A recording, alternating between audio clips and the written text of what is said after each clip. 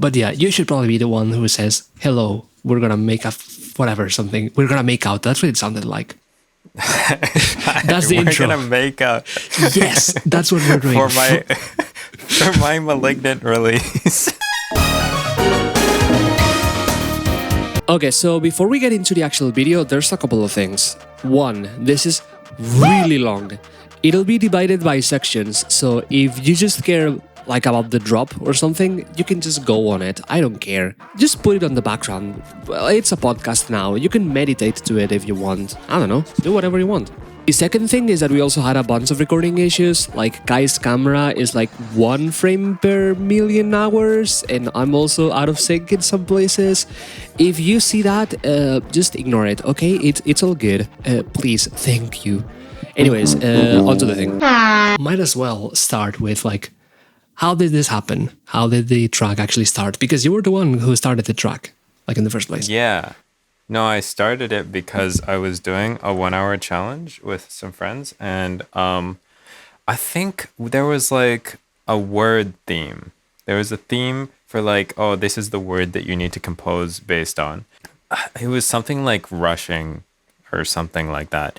And basically I came up with an idea for a song that had like a super long buildup, and then it just became stupid. The vocals are still the exact ones that I started with. The intro, like at the first, it was just like a Reese bass and that's it, right? It was just like a plain old Reese bass with the vocals. You sent me at that point and I was like, okay, intro's really like, I have nothing that I can do to the drop because it's just done. Yeah, I think the drop is literally the first version, more or less. It just has like a couple tweaks. But yeah, this is the first version.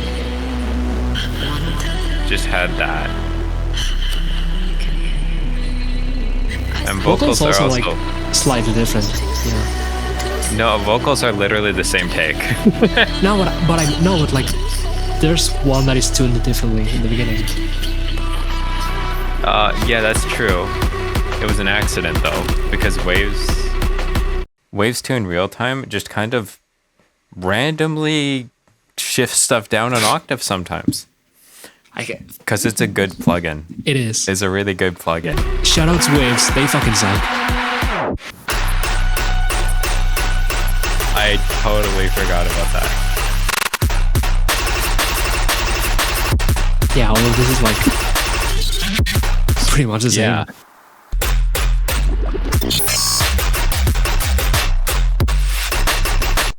Crazy. Then what I did is I took the intro and I put like whatever chords on it, and it just goes like this.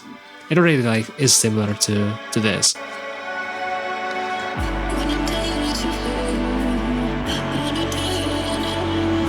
This was the intro. Then like you edited the Memphis like bullshit on the second half of the second drop, and at some point I was like, hey, this is crazy. You should like send me the main gun in the drop, but like, can you make it more clean or something? And you were like, yeah.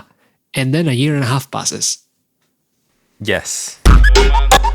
So might as well start with, well, the intro, which is the intro. Actually, just a PSA. This session, as you may like seen, is completely disorganized, has nothing labeled. Like all the groups are like bullshit. You're getting like live and direct, raw, unprocessed, live talker reaction of like what is going on. You're gonna see that's how good music is made. Yes, you're gonna see like a million things being automated.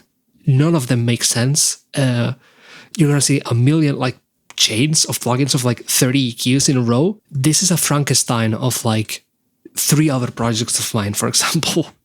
You'll see in a second. So, but yeah, let me start with like the actual intro, which is this section, right? Starts with the same deal, but then it starts doing. Let's call it. I don't want to call it Botanica-esque. I don't want to be sent to jail. They should send me to jail for saying that. It's Ezra cosplay. Literally, like I'm not even kidding. It was me literally going, I want to be like Ezra. I will copy her, straight up. The main bits that I will get into now are all these like, you know, essentially collages of different samples There's really any instruments going on. So for example, you have this, which I'm pretty sure it's just your vocal, but like with a million beat repeats on it. It's already bounced. That's the other deal. There's like a bunch of bounce things. And other things are just like simply like a sample. For example, this thing is just a chopped. There's also like things like random sound effects, whatever that is. This is just a sample in reverse from, I don't know where I got this. I actually do know, but I'm not gonna say it because I don't want to go to jail. Then this also repeats like pretty much throughout the entire song, and it's actually funny because it's just, I think it's just the beginning. It should be around there. Yeah, so then like we have all the like collection of like million like sample effects and whatever.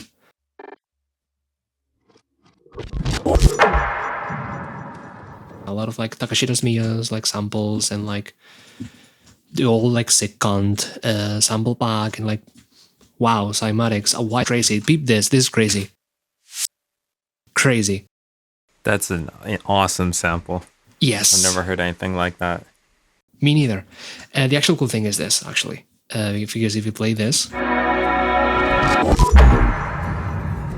it's this bullshit.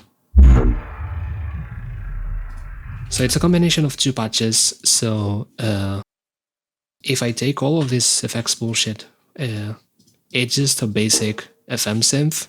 So operator, and I'm just automating. It's like normal ratio 2:1 sine FM, like nothing crazy going on there. And it's just automating the like wow. And most of this actually, like if I enable all the effects, it's still gonna sound mostly normal.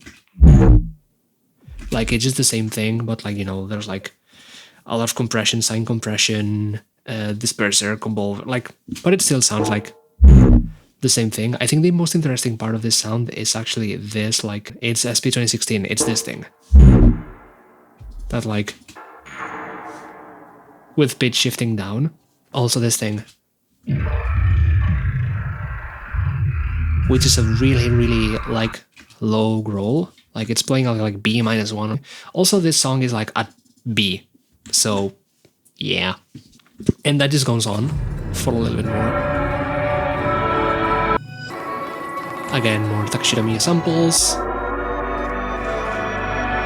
And I think the other like cool effect here is, I think it's this. Yes, which is being sent to this frequency shifter delay thingy. Yes, no. It's in. Oh, actually, no. It's just being. I'm just automating the just the timing. So like because it's in repitch, it'll start like depending on the frequency of the delay, it'll start like pitching up or down. So it's just basically that. Let's continue on with the actual verse. Let's say.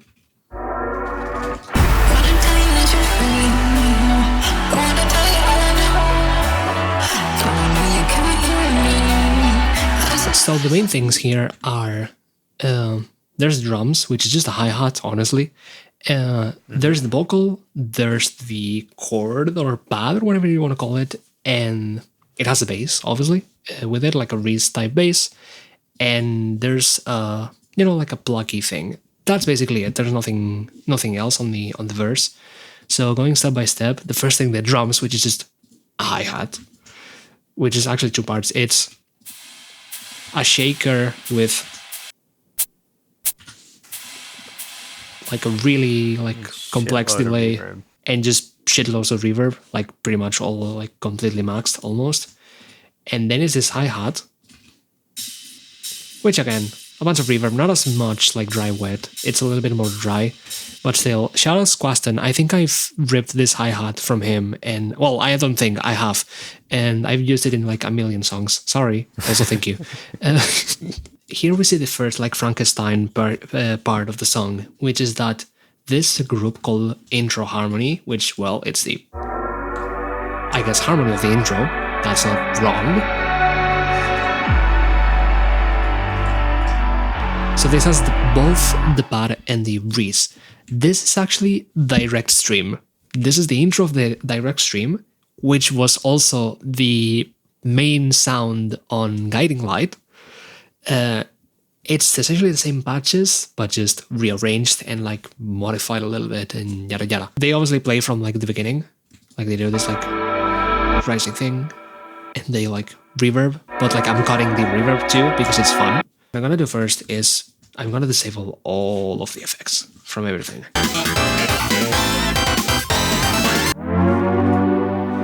So it's just normal pad, you know, sound waves with unison, a little bit of filter movement controlled by envelope 2 on an envelope, no effects, and I'm just automating the filter with an auto filter. You know, it's just more mellow in the intro and in the verse, because then it opens up a little bit more it opens up completely in the build-up, but it's still like, you know, it's still going here, so it's still a pretty mellow sound. But the main other sound is this thing. It's just a dune, which if I take all of this again, it's just one oscillator on the swarm, 7 voices, spread completely open. Shout out Dune Swarm. Shout out Dune. Best soul waves in the business. And then again, auto filter that I'm automating, doing like ramp downs, like at each beginning of the note. So it's basically behaving like an envelope. And this chain, because I'm putting a black hole on, like, this black hole is just like a reverb plugin that is usually meant for like really big, like lush type of reverb. But if you crank the gravity down and the size down, it just sounds like a comb filter, essentially. And it's like a weird fucked up comb filter. It sounds like a couple of them. The secret to this sound actually is here, and this like Sooth 2. It's Sooth Delta. So basically I'm sending this thing. Awesome noise. And I'm sending that to Sooth, to the sidechain input. So in theory, Sooth will duck frequencies from my pad relating to that fucked up sound, right? It's sort of like some kind of like spectral sidechain. But then I'm putting the delta, so I'm only hearing to the difference between the dry sound, the unprocessed sound, and what Sooth is changing. And this is like spectrally weird vocal type of sound. Then it's the actual like Reese bass, which I think it's this one. Yeah, so it opens and then it goes. So there's a couple keys to the sound. It's just a saw wave with like a filter that it's not even moving, it's just fixed here. And it's just being OTT'd inside of Serum, and then, you know, like it's low pass. The actual cool thing about the Reese comes here. So if I enable all of this processing, essentially it sounds basically the same. Like there's like some parallel reverb, only in the sides. If you have headphones, you're hearing this. If you're not, well, tough shit. The actual cool thing is this. This is the actual sound of the Reese, which comes from a bass amp. I'm using SVT Suit, and it has like this fucked up like bass pedal distortion that I'm then sending it to hybrid reverb, because if I take it out, it just sounds like, oh, I'm also like boosting the mids, so it's like has more mids. Shout out mids. So point being is that it's being distorted with like cool amp and has this cool cab, but then I'm putting IR of a reverb on top of it, so it makes it like all diffuse. And it's really cool. Cab is cool. Bass amp on the Reese, it makes it sound half swag, and swag is always cool. So yeah, yes, you get it. Yeah. Anyways, you need that. That's the fundamental thing for a good song. Like, look at this group, dog. Like, look at this fucking shit. It's like EQ. Wow, crazy move. Wow, crazy move. EQ. Plus and then another EQ. And then another EQ. This one does have saturation, though, yeah, I think. It does. But, like, again, wow, 1 dB move. Holy shit, then prime B. Wow, crazy. Then another pro Q. Wow, crazy. Then another EQ. Yeah. I like how you're just countering, like those two right there, those two EQ8s They right there. literally, and you would be like, oh, it's actually like super high level production. I'm doing like emphasis of like putting distortion, and then no, I'm not doing shit. I'm just EQing, fellas. This is cinema. This is how. No, this is how shit that's gets just how done. it works. Yes. Yeah, for real. Probably a million people by this point are like, I want to know the basis. I really want to know the basis. I want this guy to fucking shut up and let's go to the basis. Well, you gotta build up. That's fair. There is a build-up. Okay. Technical difficulties. My keyboard died. Your keyboard died? Yes. Straight up. Why? How? How is that? How's your computer like that? Did you like skimp on your motherboard or something? I'm using a gigabyte motherboard, so Yeah. essentially, yes, I am skimping. I'm on a gigabyte laptop too, and it does weird shit, so I wouldn't be surprised. It is what it is. Shoutouts Gigabyte, they fucking suck. Shoutouts Gigabyte, fuck you. So the main thing about the build-up, it's honestly the drums for me.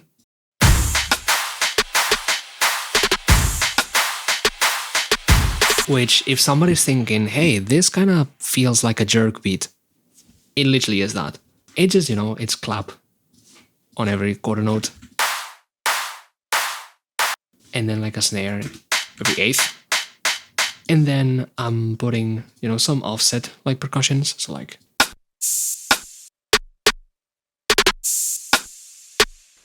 Also, shout out to taking older open hi-hats and gating them, but like just in audio is Yes. awesome all the time. I do that a lot. It's like such a fucking good cool. way to do rhythmic accents and everything. Then the same hi-hat is going on still, but just a lot of reverb still. And then we have the stomps. It's a combination of like a bunch of layers, but it's mostly, I have this like, mostly artificial like sample from, I think this is Lapix. This is like a stomp that I made myself from like a bunch of samples. And this is from Contact Library that I also like bounced, so it's like more easy to do. There's like multiple, And it's funny because like technically on isolation this sounds better. Like it sounds more natural, more full, whatever. But in context, like if you don't add these like artificial kind of stomps, it kind of gets lost in translation. So then, other than that, we have the vocal that Kai did. This is just like already like that. It's just repeating. Yep. If I remember correctly, the only thing that's happening there is even nowadays, I do this all the time where I shift my vocals up an octave and then I bring the formant down on Pitch Monster. And then I think throughout this drop, I'm slowly increasing the formant. It's like you're And getting that's the why riser. it kind of starts to like pitch up. Yeah. Yeah, the riser motion from that. In this build-up, harmonically, there's nothing much because it's saying the same much that is going on. But, and then the lead thing, which by the way, I didn't talk about the lead. The lead is a sound font. I think it's from like an emulator too, or it may be from like an SNES game. It kind of has that vibe, and I forgot. It's bounced, so I'm sorry. Anyways, the only thing that I'm adding on this build-up really is this thing. This chord hit, which is made out of 3 Amphan instruments, 2 operators and 1 Boland and some gelatry and something. Which is, this is tension. This is like a physical modeling thing in Ableton.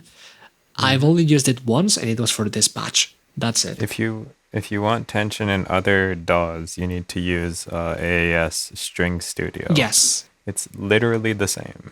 And that's it really, because everything else is just, like basic. Like, I know you've never heard something like this. Like, dude, there's like risers. No, I never heard this in my life. Yeah, you've never seen that ever. First producer to ever use risers on a song ever. Soulja Boy, I'm tape coming stop. for you. And tape stop. Also, first one ever. It's a really uncommon production technique, actually. I know. People do not get it, but like we're already on like 2035 on this shit. Let me tell you. This and adding phase. We're changing music forever. True. Adding phase. There's also, we didn't show it, but like we actually like used UMS Plus, but like in inverse to like make the rest of the song a little quieter without like changing. Yeah, because if we didn't, this would break all the records ever of the loudest song ever, while also being the cleanest and while also receiving the most amount of like compliments and good comments from like moms everywhere on the world. They're like, wow, like every single mom in there, like in the world, if you're a mom watching, you're also saying, wow, I really fuck with the face. That's what's happening. You are saying it.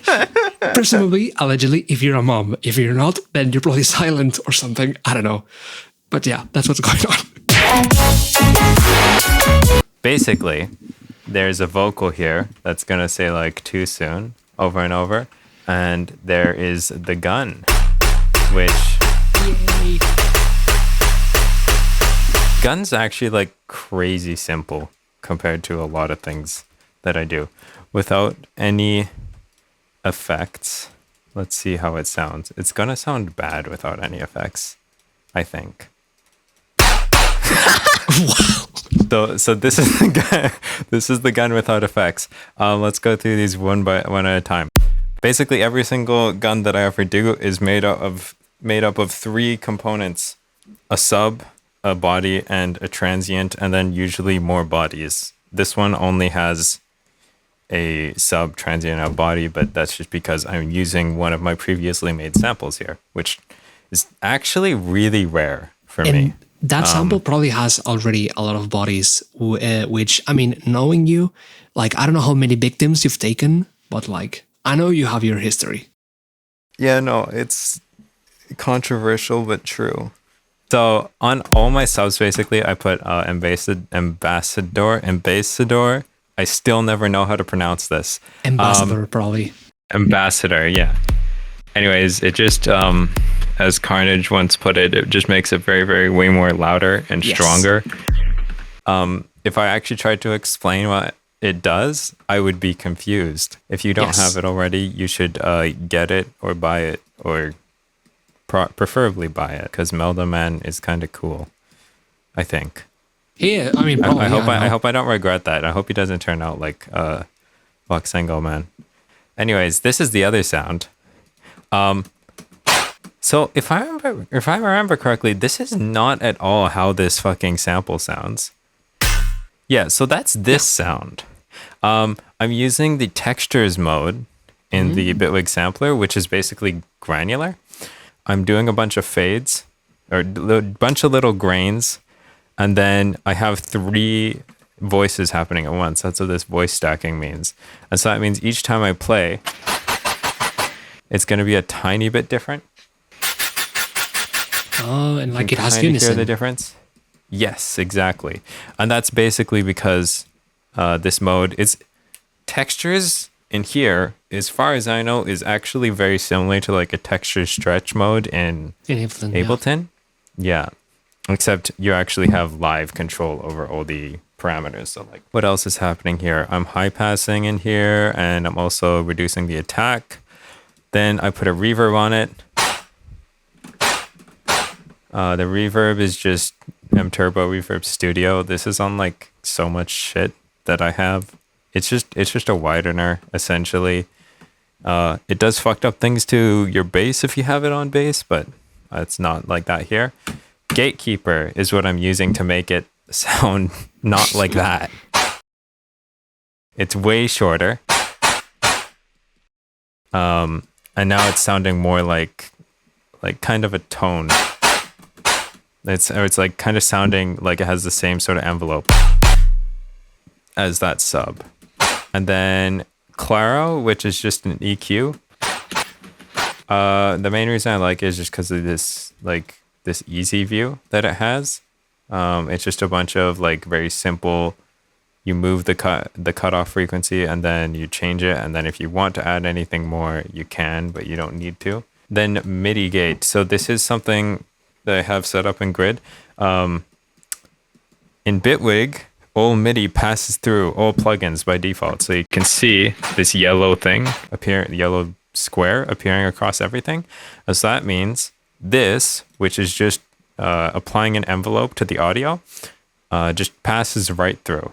Or the MIDI passes right through and triggers this envelope. So then it just shapes the audio's volume. So we're doing the same thing that we were doing back with the gatekeeper, but we're just doing it more intensely. The other thing that's worth mentioning here is the little bit of release that's there. If you just have this at 0, it doesn't sound real. It sounds fake and lame. This is the transient. Basically what I do to almost every single transient that I use for a gun is I put M-Charm reverb on it or some other reverb that lets me do something like this. I boost the shit out of the gain. So we have plus 20 dB gain here. And this is mostly to add like some tone to it, but also just so that we have shitloads of gain to deal with, because then we use gatekeeper again to make it really, really short. There you go. It's also being pitched around a bit. So when I play higher notes, we get different tones out of it. Next thing, Tai Chi. Tai Chi is the best reverb ever for guns. So now that we have everything already put in here, you can use reverbs to like glue all the layers of the gun together. This sounds like fairly, I don't know, it sounds separate still, but as soon as you add a reverb, it like all the different parts of it start to like diffuse into each other. And as long as you don't do like 100% wet, your transient shouldn't be ruined probably. So I'm basically doing that here just to add more room, and then Sonsig, just another reverb. Shout out Sonsig. Sounds sick. Yeah. I'm just using it to add more stereo. More phase. AP shaper and more phase. There is actually more phase being added through that too. This is there's just a clipper. There's not really actually much special going on with the clipper. It's just I'm gaining, and it's 1 dB of gain. The one thing to note about it is that I have an asymmetrical knee. A lot of clippers have this. Some of them do, some of them don't. I think like a good example for one that people probably mostly have is Newfangled. If you change the symmetry, that's basically what I'm doing. Oh yeah, it makes sense. Yeah, it's just because when you have a like really bass heavy sound, if you just straight clip it, it sounds really obviously clipped, but if you add like the tiniest amount of asymmetry to it, it creates more even order harmonics, and then, I don't know, it doesn't sound as clipped. Yeah. It sounds better. Then I just have Claro. This is just to clean up the low end mostly. None of these are like, some of these are like subtle moves, but there's like minus 10 dB down there. Noble Q. I'm actually not sure. What am I doing here? I'm doing the normal high shelf thing, where you do a Pultec high shelf to attenuate, and then you boost around the high shelf as well. And that just allows you to like remove some of the super highs, but then get all of your brightness back. I think we can actually see exactly what curve I'm doing here. Yeah, okay, so something like this. And a little bit of a mid boost as well. But this sounds really good. Taking out a lot of this information there, and then kind of filling it in with a bit of saturation, because that's what happens with these. It sounds pretty good. Then we have soft limit, which is just more clipping. It also has a bit of asymmetry. So it's cool. I don't know if it's still free. Do you know if it's still free? No idea. It was. It was free when I got it. If it's still free, then get it. Yeah. If it's not free and it's like $10, also get it. Yeah. Then this is here to remove some of like the really harsh 10K plus area. Arbiter is awesome. It's kind of like the best de-esser on the market because it works on literally everything, including masters. Yeah. I don't know. It's a good plugin. But that's basically it. That is a gun. Also, right, this is the other thing that's important to mention. I have this, which was a trick I took from Chi, I think, which is you take some sort of pitch shifter, you shift things up 12 semitones, and then you just put a reverb. And this acts as like it just adds like a really, really nice room tone on top of everything. I do this a lot, which is I'll take like these are just 2 vocal takes. I've bounced it out and then I've pitched it around, and then I put scream and OTT on. The scream is literally just a scream pedal plugin. It sounds good. It's from Cytomic, and I think it's still I think it's still in beta after like I don't know how many years, but it's cool. And then there's OTT. The thing I do with OTT all the time is I disable the upwards compression on the high and low bands, because if you keep it enabled, it generally just fucks up your mix super hard, and it's really annoying to deal with. Pro tip, if you want to become a billionaire, passive income and disabling the top and bottom bands upwards on the OTT. Yes, you need to embrace the middle class of dynamics. Exactly. Oh yeah, we should actually cover the drums. Yeah, the drums. So the drums are funny. I bought the Joe B pack forever ago, and then I found that a lot of the drums are like too big for me, just with how I write, because the way I do like sidechain and stuff is kind of silly sometimes.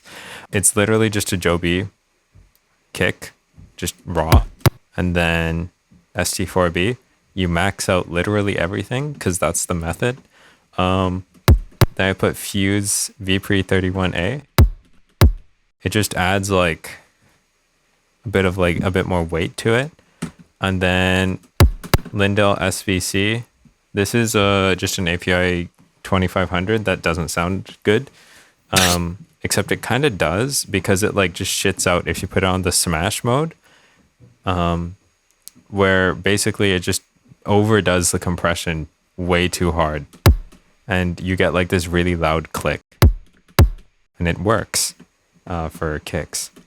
And then just more soft limit, because I was spamming that shit everywhere at the time. Snares. The snare processing. This is kind of common for me. I usually don't actually use snares. I mean, all of these are labeled as claps, but it is a snare. I almost always use Impressor just to boost the shit out of stuff. There's a frequency shifter here because just with how everything else is sitting, it made more sense to push it higher. This is Resonator Bank. It's a Bitwig stock device that just adds a bunch of peaks. It's what's cool. Giving it like that metallic tone. Yeah, and you'll hear over here that there's like, I don't know, to me, there's like a very obvious amount of resonance in the low mids and lows. And one thing that's important to know about ST4B is that, or stab, is that it both boosts the transient and cuts the sustain at the same time, which is part of why it works so well. And so you can actually use it to remove a sustain, even though it doesn't necessarily have like separate sustain controls. And then I have soft limit. Again, I was using it everywhere. And then mega verb. This is the goat here, because it is literally just a gated reverb that gets triggered by the transient. And that's That's why the snare sounds huge instead of tiny.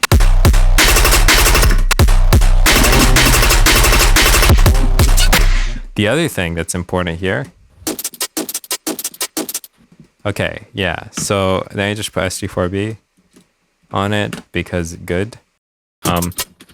If you do that and then saturator, you can get saturated tone without having horrible amounts of like sustained loud. Like that. Effects grid. This is literally just, I'm doing like bit crushing and then more saturation. And then I'm using, this is essentially works out to being like a weird rectifier. Getting all the low end out.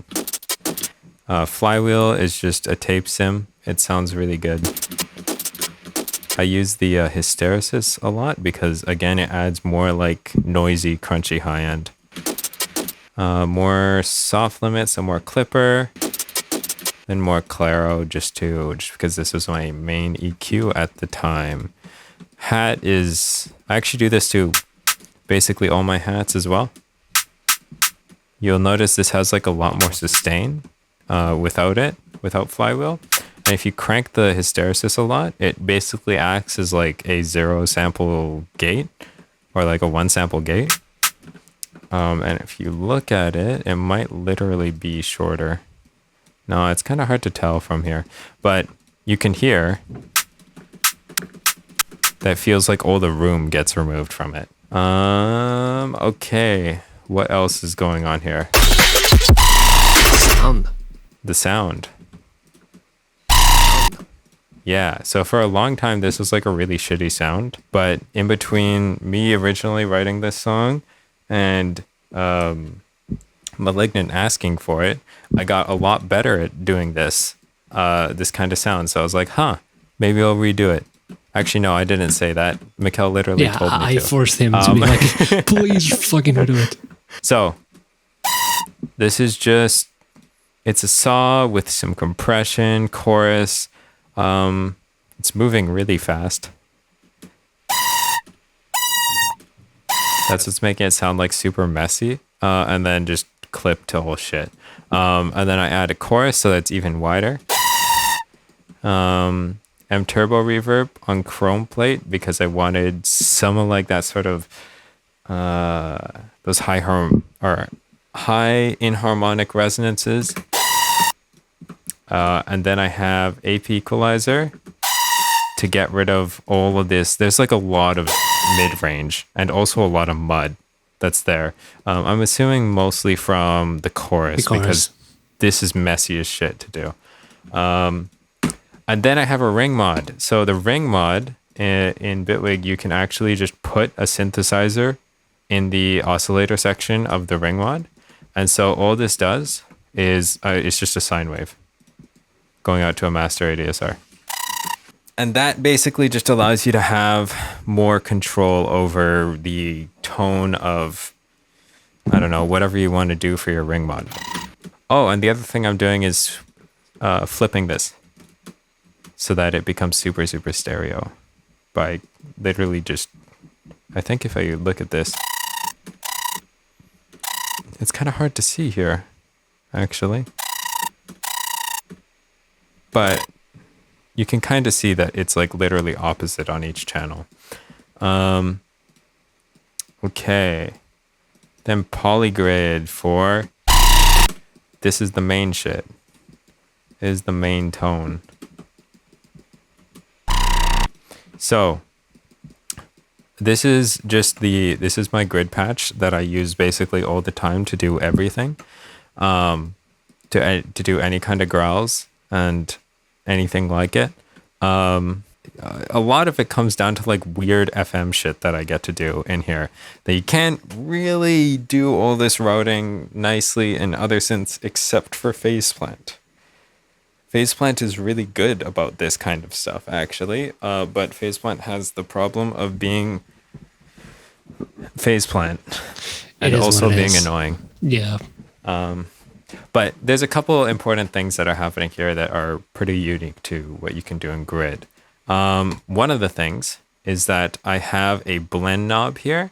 So this basically blends between two input sources. And so I have a input, I'm getting FM, or I'm doing FM from this oscillator as well as this. And then I can just choose which one of these I actually want to take input from. It's just a cool way to like get a unique like blend of sounds. And also I'm not modulating it here, but I generally do modulate it to get like some really cool tones. After that, it's going into ripple, and ripple is a bitwig filter that has a super fucked up resonance. It's probably being modulated by something. Yeah, it's being modulated by this. An envelope, yeah. Yeah. Is it? Oh no, which one is it? It's one of these. But basically there is an envelope that's modulating this. And that's what gives it that sort of like sweeping tone at the start. And I'm actually doing both. Yeah, right. That's what I'm doing here.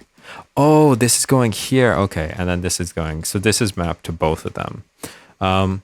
This is actually, the reason I did this was, I don't know if you've seen that video that I posted on Twitter once that was like, it was titled something like "In the Studio." And it was just me playing with this filter.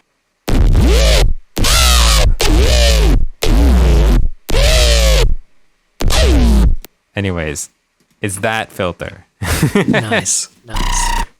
And so I took this, it's going through some fucked up wave shapes over here. You can hear all of them. So it's like that without it. Then this is what's giving it a lot of its high-end characteristic. This is, you set the curve or the, the reduction ratio to negative, and then it starts to do like kind of wave folding. The reason you'd want to do this is so that you don't lose any high-end detail when you actually start to like push it, or not necessarily high-end detail, but you do lose detail if you just push a normal clipper. That's just how clippers work. But if you do a bit of this fold back, then it doesn't disappear. It's just different. Then I have a chorus because I wanted some width. A lot of my FM patches and like screeches in general are entirely mono for the majority of their time until I suddenly remember that the reason the drop sounds quiet is because it's not wide. Real problem that actually happens way too often. Then I've just got, there's essentially just a soft clipper again. And then after that, I've got OTT again. No low band, no high band. Good. Vocoder. Billionaire status son. Yep. I'm gonna make a 48-part course that is going to have a step-by-step process for how to disable the high band. So then I have vocoder. The cool thing that I'm doing in vocoder here is this setup that I have here. Basically, what I'm doing is I'm stealing the input signal from this tool and I'm feeding it into this, which is basically allowing the sub bass to pass through the vocoder untouched and replace the actual input sub. Because vocoder sub bass sounds like dog shit 100% of the time, unless you want it that way. Sometimes it's good. Sometimes you actually want that. But 90% of the time, you're trying to fix it. This is my way of solving that problem by just getting rid of it and replacing it with the original sub. Oh boy. That's an inch and a half. So I really wanted to accentuate these this like formity movement. So I boosted the shit out of it. And then it hits Stark. Stark is just an amp sim. It sounds like okay. It's kind of like Ableton amp tier, which means it like doesn't sound that good as an amp sim, but it sounds cool for sound design sometimes, especially on the general tube amp mode because it doesn't change the frequency response too much. It's doing a lot here though. So I'm boosting the mids more here. And it gets super boosted, and then I'm pretty sure. Yeah, so this fuse compressor, again, I'm disabling compression on most of these bands. Or upwards compression on most of these bands. I'm just using it mostly to level things out. And also bring it up after, especially this seems to cut a shit ton of treble. And then more EQ. Boy, oh boy. At one point, this existed, apparently. Wow. This is just huge low-end boost because I wanted it to like start to crunch. And then I also really liked some of the high-end I was getting. So I brought it back up. M Dynamics MB. This is more just leveling. Again, I generally, in order to level stuff and make it louder, fit into a mix, I'll use M Dynamics MB with like 3 or 4 bands. I'll tweak everything to have like super low release times. As you can see, like attack and release. On bass, you usually want to bring release a little high so it doesn't just distort to shit, unless you want it, but generally you just use a saturator for that. So I've tweaked all my release times super low, and then I use maximize to actually make sure that the levels are more consistent, and that I'm still getting like the amount of compression that I want without totally making it sound quiet. I should actually mention also the other thing that I'm doing here that's important is this wavetable is also being passed through. This is actually what is causing the high end on this sound. And without it, it just like, Oh, okay. you don't get like as prominent of a tone. It's basically, I wanted the thing that I was using to FM the signal to also be present in it. I usually do that if the resonance that's generated by the filter isn't loud enough, or if I just want to accentuate it. So yeah, this is probably, I'm just using this. Just high-end boost. Ambassador to fix quote unquote the low end. Spectre. This is just high end mostly. You can, if you have like fucked up sounding high end, you can usually toss Spectre on it and it will sound a little more fucked up, but in a way that's like noisier, so it's less noticeable. It's a good trick.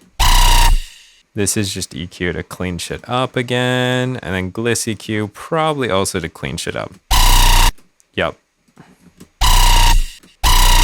You can do high-end boosts in Gliss EQ pretty reliably, and it usually doesn't sound horrible just because of how Gliss EQ works. Gliss EQ basically like checks the entire balance of the signal and then is like, oh, is this like a bad time to boost? Yes or no?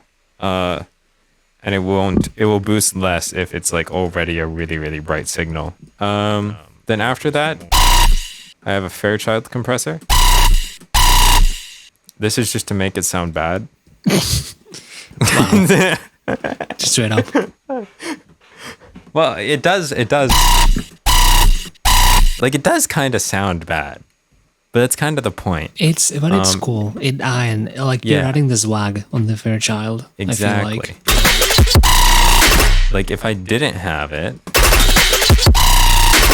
like the sub is too clear. The sub is too clear for the rest of the song, so it sounds bad. Yeah.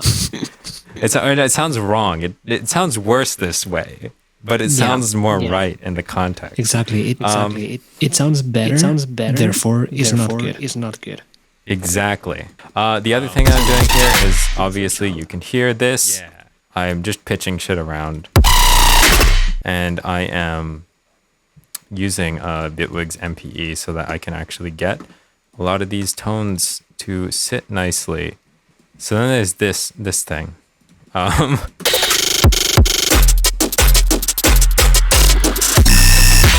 I don't know where this idea came from. This You did happened it, to me. but like it This just came happened. to me in a dream. This specific transition, as in it came to me within the hour that I was writing it. And then this is literally just the sound, or like this gun. I bounced it, and then I put it on cyclic mode, whatever you want to call it. And in Bitwig, you can do like you can, with any envelope that exists, you can hold Alt while using the pencil tool and just get like this shape. And you can do this like really quickly to get like these kinds of glitches. Let's All talk right. about the whole momento, though. Yeah, so I think around this time I had listened to Country Rhythm for the first time. Like it was around when it came out, I think. I thought I thought it had some cool sounds. And I didn't know how to do them.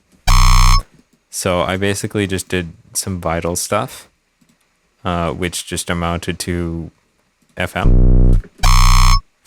This is just a table with a bunch of signs, and I'm using time skew. If you do any like position on this, it will get like a totally different patch. It's cool. This is also passing through. I'm just distorting it. That's it. Then I'm using M transformer. Originally, I didn't really like how this like smeared everything, but I think it does actually work here. I'm not really doing much else other than using this as a frequency shifter for the highs, and it does a bunch of smearing as well. OTT to make it sound painful, and then ambassador to make sure that the bass balances out the fucking huge amount of highs that OTT just added. Claro to get rid of all the mud around, or well, like boxiness, I guess, from distorting it. Arbiter to make sure that this doesn't hurt anymore.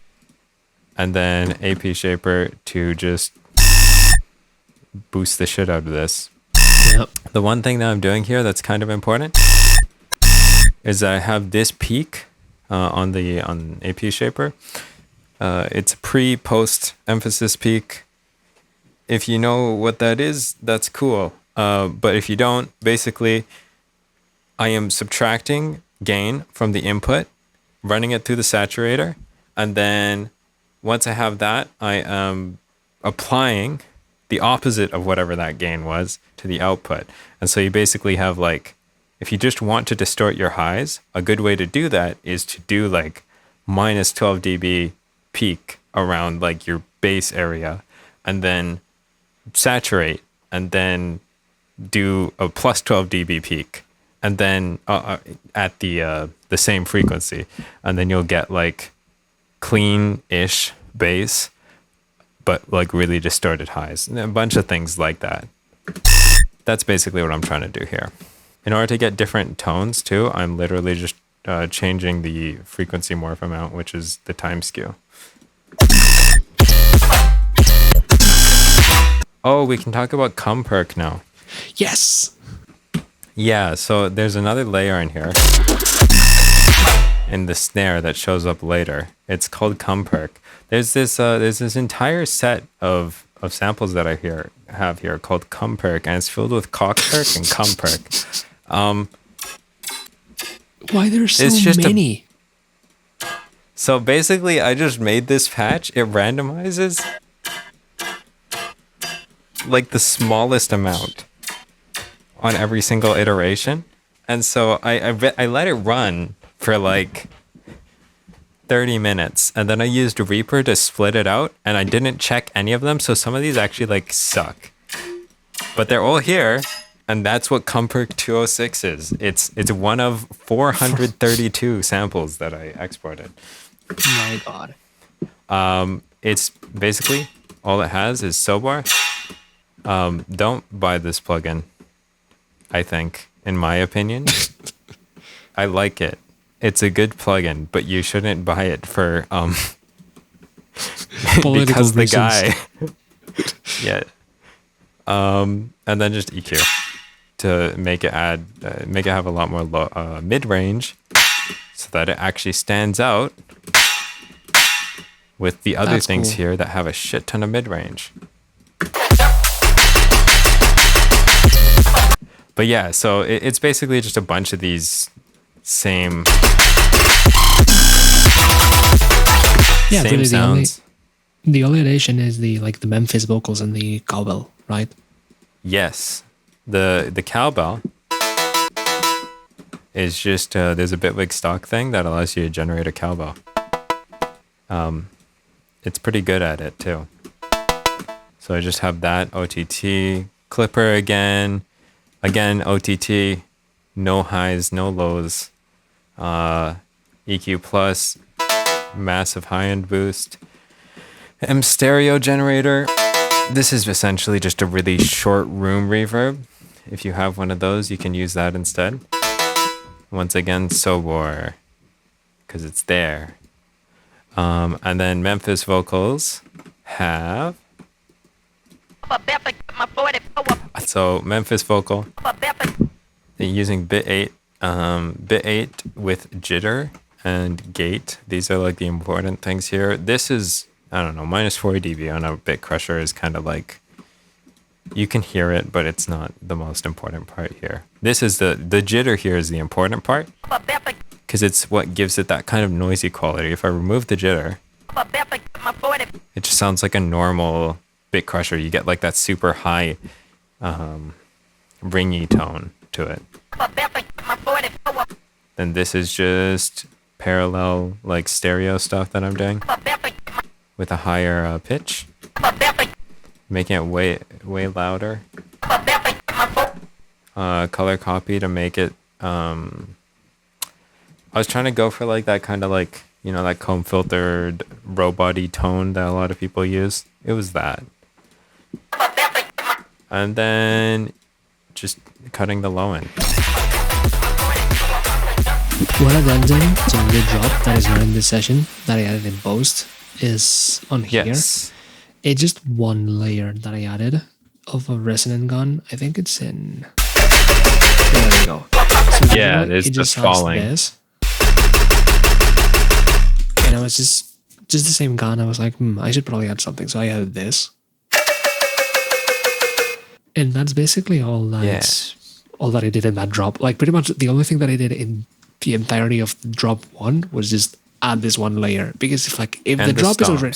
And the stomps, yeah. The stomps. Stomps are important. But like if the drop is already good, you don't have to do shit. Like if KAIFU's that good, and like is put a couple things, you lay on the couch, Rick Rubin style, and that's it. And you got it.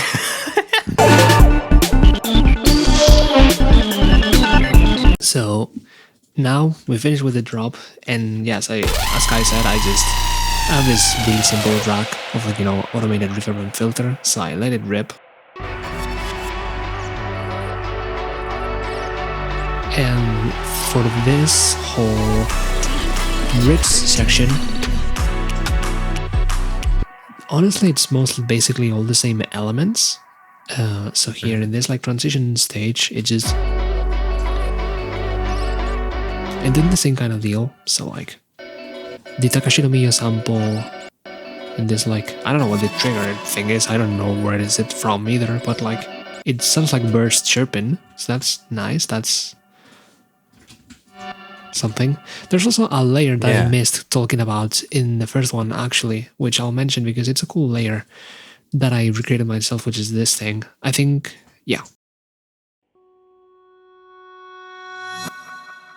That's a guitar, like an acoustic guitar, just like a one note that is in reverse. So like if I put it in like normal tempo, wait, what? It has like a shit ton of high-end boost, right? Yes. No, it actually sounds normal. Like I'm just boosting a little bit. I stole it from. I mean, I did it myself, but I stole the idea from from somewhere else. If you know, you know. Too much Monogatari series for the mind. Let me tell you. Anyways, it's horrible for the brain. It really is.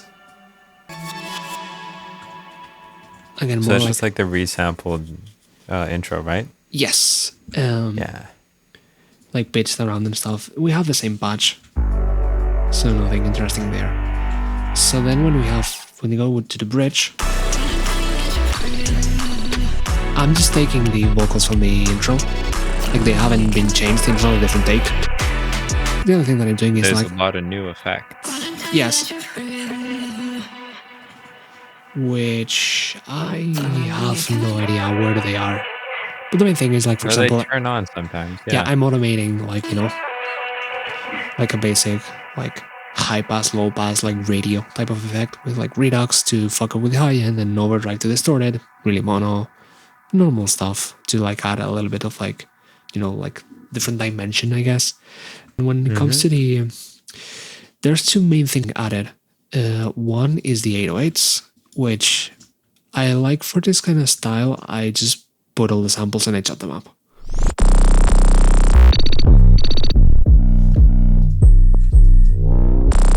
So like I have a bunch of 808s. I have the like Chase the Money 808. I have an 808 that I made in 2019. A bunch of like random 808s from packs, and like I'm auditing them. And actually this time, even though we were talking about like how disabling the upwards makes you a billionaire, this is different though, because I want to be like more in tune to the streets and not be on my gold warden. In my gold warden. I don't want to be in my garden. I switched the letters around because I'm a true street poet and like I do crazy rhymes with my mind. But point being that I actually want to really bring the high end because it sounds cool. It's like sounds fucked up and whatever. So sometimes you do. Sometimes you like the method is being a broke boy. Exactly. Like actually. Shout out to Playboy Cardi. So that's what I'm doing. I'm just pitching them around to follow the corporation. But I'm doing all in audio, I'm not doing any MIDI. And then what is going on in the music side of the world is that I'm actually resampling the intro. So like the pad that I'm doing, I have it on like different channels, which are mostly like, like bit crushed. I'm automating the bit crush here. For example, this layer is like an octave below. I'm pretty sure. Something like that at least. And then I'm layering with like normal one. Not a lot of X, it's just a little bit of EQ and like taking some sides, but it's mainly just chopping them up so there's like, I'm really controlling the case, so it's like really choppy. Well, I mean, I'm chopping it up, so it makes sense. And doing like effects like that. And that's pretty much it. I'm going like super fast on this, but it's just sampling the intro or like the same elements. Like I'm pretty sure that if I take one of these like samples, it's just, well, I discovered something. I actually wrote a different progression. Ooh. But you might have like had an idea for a different like bridge and then you're just like, no, I think what I did is I wrote the chords and then I was like, I want to make them interesting, so I chopped them up. That's what happened. But the patch is still the same one. And then we go to drop 2. So the first thing that happens is that it does the fake out again from the drop 1. And instead of being 4 bars of this time it's less, and I'm doing that pitch down. What I'm doing is that I'm just taking like the vocals and like really stretching them down. I'm using texture mode in Ableton, and I'm pretty sure if I go to clip and I go to transposition, I'm doing like -22, so it sounds all fucked up. And because I'm doing that like rise down, like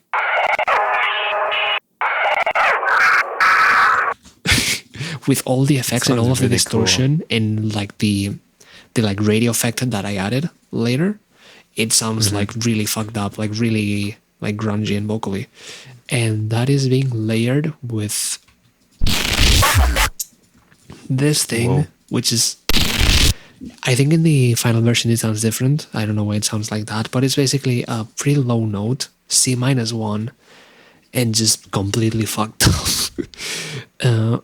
Because even if I take the effects off, Yeah, it's just a serum patch that I made in 2019. Like rising down in pitch, and so it's like really shitty. Like it sounds like a fart. But then I add all the effects back, and we take it back on blood, and it's just a ton of distortion. And yeah, I think you're 1 octave high. Yeah. Oh yeah. On the MIDI. There you go. I'm adding corpus for the like funny pipe resonance. I'm doing the main thing is that I'm doing like an auto filter. So right now it just sounds like some weird rustly thingy, but like with the auto filter, now it sounds more like an actual growl because I'm adding this like really resonant peak that makes it sound a little bit more like a vocal. The actual Frankenstein part is this. Real heads will notice that this sounds eerily similar to the second drop, let's say, or first drop, whatever you want to call it, on the Third Wind remix that I did, and it's actually the same bass. So we have this patch, which is actually called Beyond Supercell because it's also like a patch that I did in Beyond. It's just that it's a saw wave. Essentially, let me take all the effects from it. Wow, crazy. It's like 90% from that disperser. Yes, so it's a sine wave with a pitch envelope, crazy strats going on here, and it has noise. That's it. I'm adding more noise on top, and then I start to really hit it hard with saturation, so it starts clipping. And then basically the process involves doing a lot of notches and more distortion and more notches and more EQ and more EQ and more notches and dispersion. In this case, I'm automating the high end and more EQ and more EQ and more EQ automated and limiting and more EQ. Basically, this is the idea. I got it from like a barely alive type poop saw or poop sine is what they call it, which is just a bunch of saturations and a bunch of EQ in a row.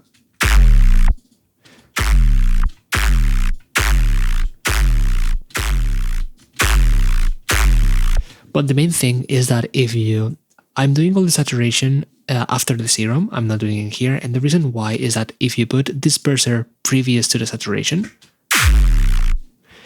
it basically like if you put it like this, it will delay the bass. So it starts first distorting the high end in time, and then after comes low end. So if you make it like a lot, it does like a thing, which is really cool. It's a trick that I've abused for like years, in comparison to not having it all.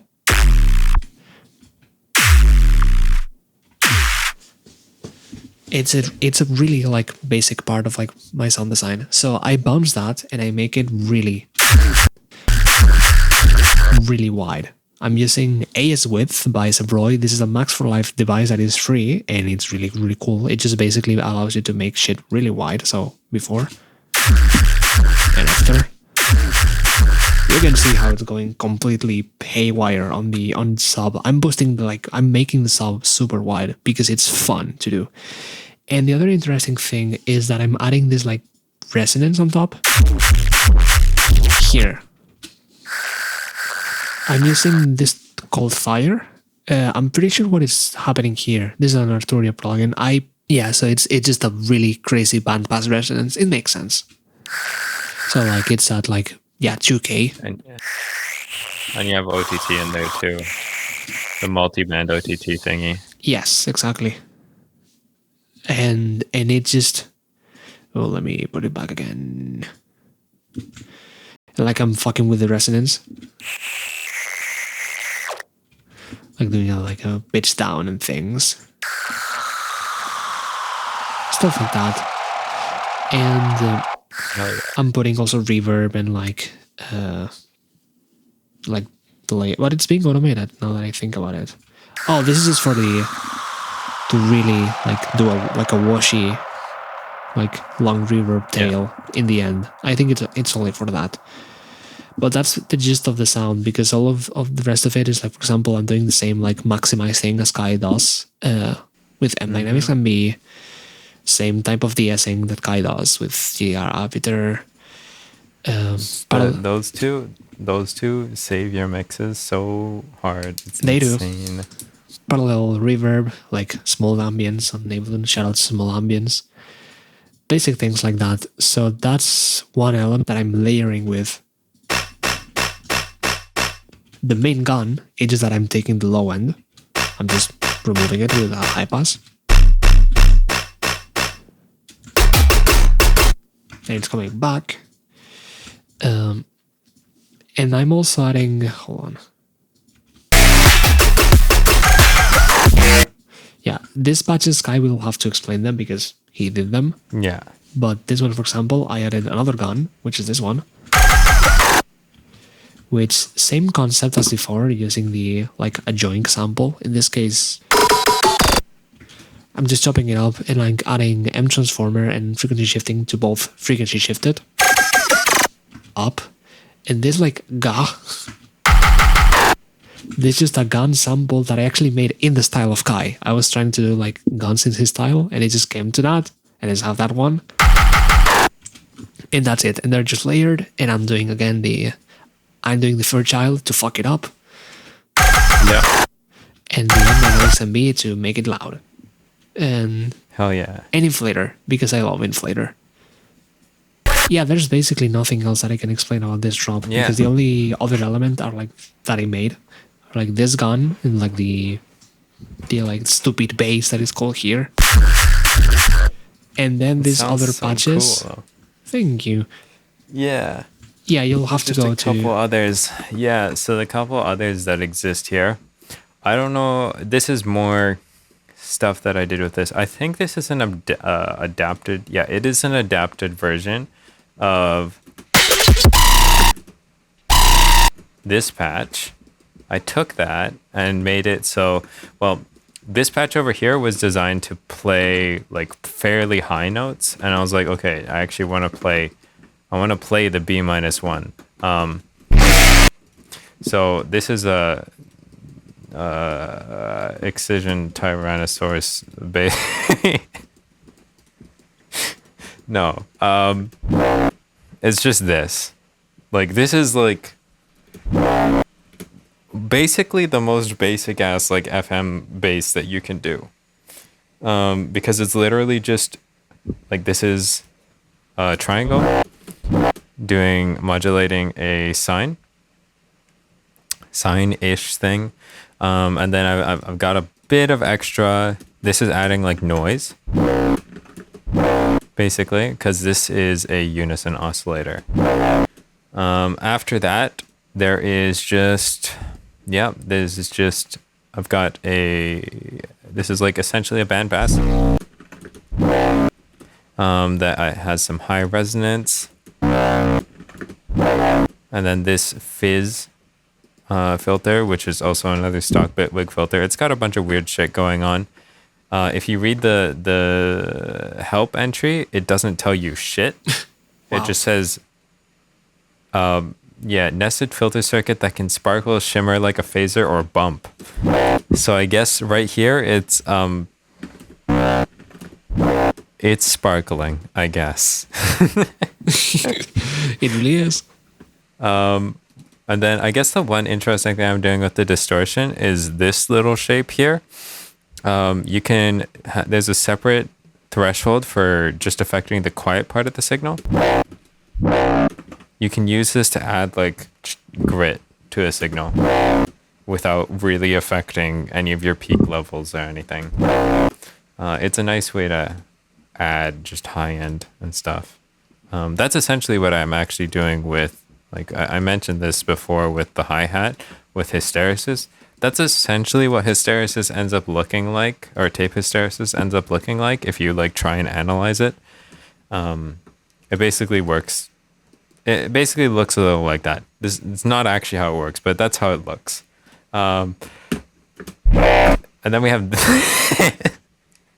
this EQ. This is how I'm getting, like, this one especially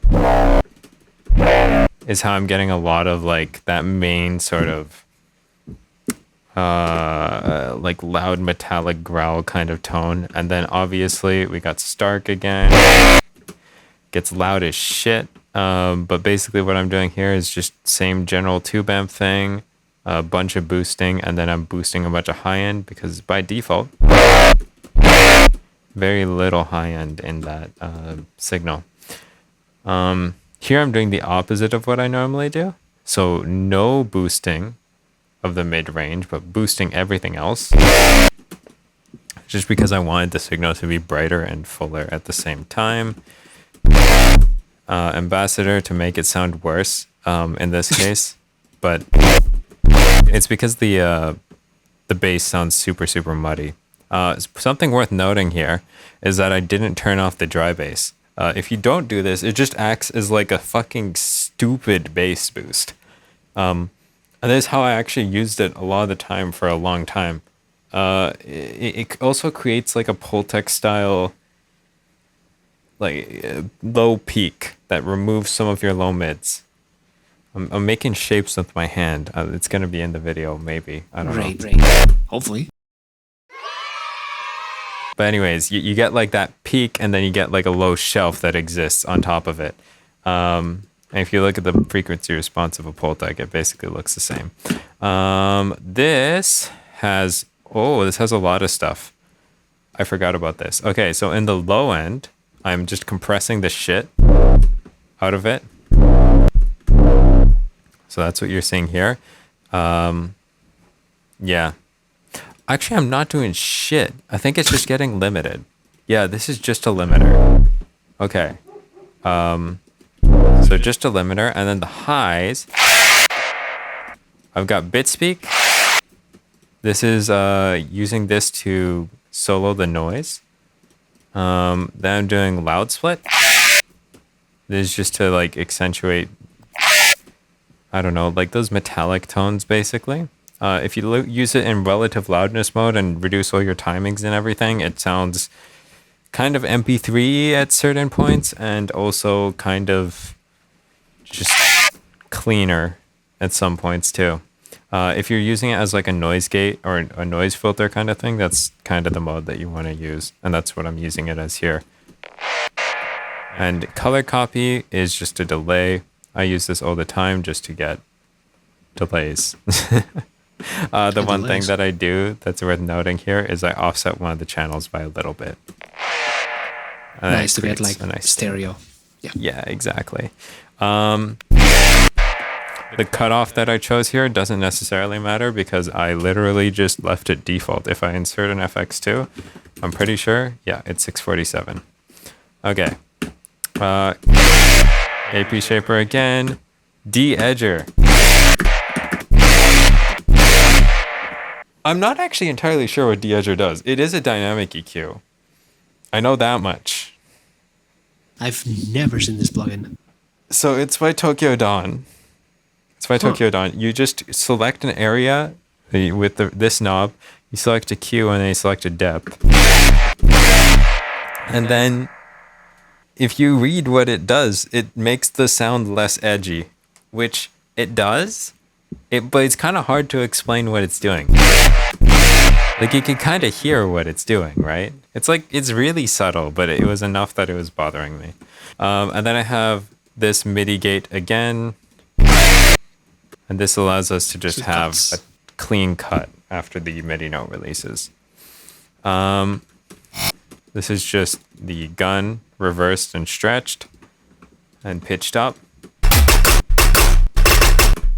This is if I remember correctly, there's like a couple extra layers here. So if you listen to the gun back here, it's got like, there's like one clear transient. And over here, there's an extra transient that I've added, as well as just noise. Yeah, shout out Subtractor. Start up waveform 32 on subtractor, by the way. It sounds like it's just like a bunch of random harmonics. That's Oh. it's a funny little sound. But yeah, so that's in there. It's kind of hard to hear just because of the sheer amount of bullshit. Didn't that's even there. know this was different, like a different gun. I'm gonna be real. There's this, which is like a radio filtered gun. Right. I actually should have mentioned this back on the growl. The growl has some filter movement. This time it's not all coming from the pitch. There is actually...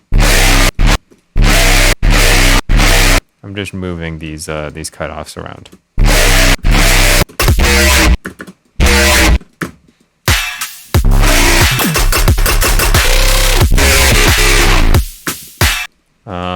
Yeah, that's basically it. There's just like a lot of flams. When you add flams to a gun sound, it just sounds like,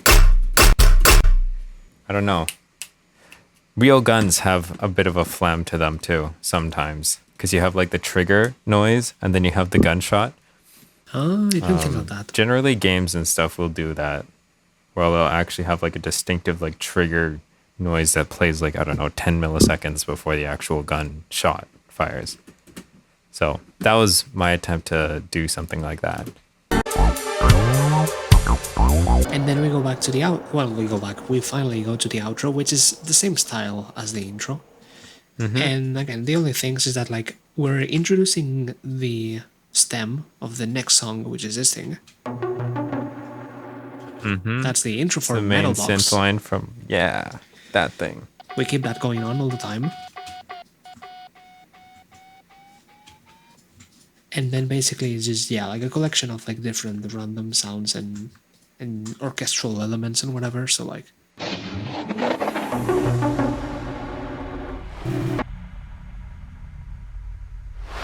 So we have like this.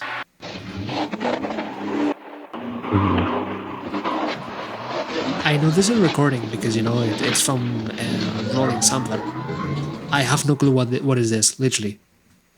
Yeah. It came to me in a Classic. dream. I made it in a dream. Yeah, classic random rolling sampler file that like just works. And the Reese from Evangelion, from when they are in the Evas. It's funny actually. This is completely unrelated, but might as well show it. Page turn down. This is actually, it's just a pad. Like from a rumpler. Like oh, it's even got down. like... It's a chord. It's a major chord. It's F major 9. So like, just really low, which is really funny. Cool. That's a cool way to do it. Yes. Just resampling rumplers. Shoutouts 90s technology. Some sample that I don't know where it's from. Some Foley thingy. And yeah, it's just the same like Doom thing, but just glitching out and repeating. And that's it. That's the song.